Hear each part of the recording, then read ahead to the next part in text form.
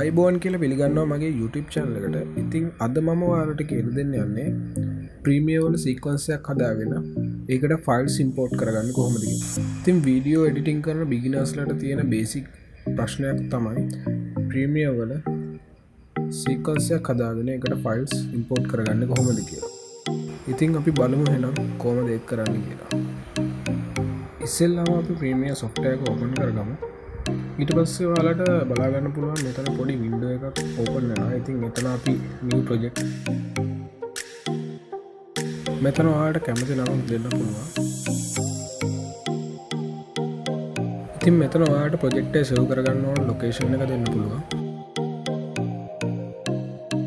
හරි, ඔයාලට දැන් පේනවා මෙතන empty project එකක් තියෙනවා. ඉතින් දැන් අපි මේකට අලුතෙන් sequence එකක් හදාගන්නවා. මේකට file new sequence. ඉතින් මම මෙතන හදාගන්නේ array 1080p 30fps කියන preset එක. ඉතින් මෙතන sequence name එක ඔයාලට කැමති name එකක් දීලා okay කරන්න. ඉතින් දැන් ඔයාලට බලා ගන්න පුළුවන් මෙතන timeline එකක් හැදලා තියෙනවා. ඉතින් මේක තමයි අපේ editing workspace එක. ඉතින් මෙතන තමයි අපි edit කරන හැම දෙයක්ම කරගන්නේ. දැන් තියෙන්නේ files ටික import කරගන්න. ඉතින් ඔයාලට මෙතන project window එකට ගිහිල්ලා right click import දෙන්න පුළුවන්. නැත්නම් keyboard එකේ control I press කරන්න පුළුවන්. එහෙමත් නැත්නම් මෙතන file ගිහිල්ලා කෙලින්ම import දෙන්න පුළුවන්. ඉතින් අපි file එකක් import කරගමු මේකට.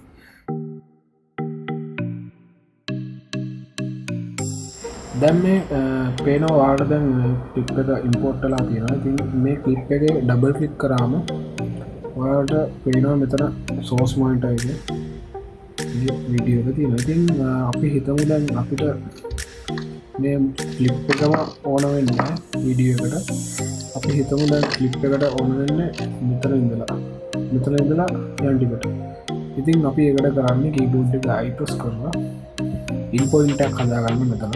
ඊට පස්සේ අවසාන ඕන ටිකට keyboard එකේ O press කරලා out point එක හදාගන්න. ඉතින් අපිට පේනවා දැන් මෙතන select වෙලා තියෙනවා වීඩියෝ එකේ range එක. ඉතින් අපි මෙතන source monitor එක මැදට cursor එක දාලා drag කරලා timeline එකට යමුත් ඔයාලට පේනවා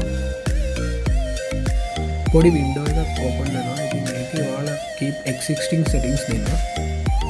හරි, ඔයාලට දැන් පේනවා මේ clip එක ටිකක් crop වෙලා වගේ කියලා. ඉතින් ඒක හදා ගන්න ඔයාලා clip එක උඩ right click කරලා set to frame size කියන එක දෙන්න. ඊට පස්සේ ඔයාලට බලා ගන්න පුළුවන් clip එක ආයෙ තිබුණ තත්ත්වෙටම තියෙනවා.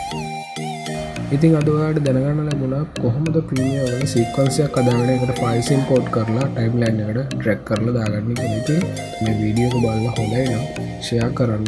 ඔයාලට ප්‍රශ්න තියෙනවා නම් ඒක කමෙන්ට් එකකට දාන්න. ඉතින් මේ වගේ තවත් බේසික් ටියුටෝරියල්ස් ඉස්සරහට ගේන්න බලාපොරොත්තු වෙනවා. ඉතින් මේ වීඩියෝ එක බලපු හැමෝටම thank you.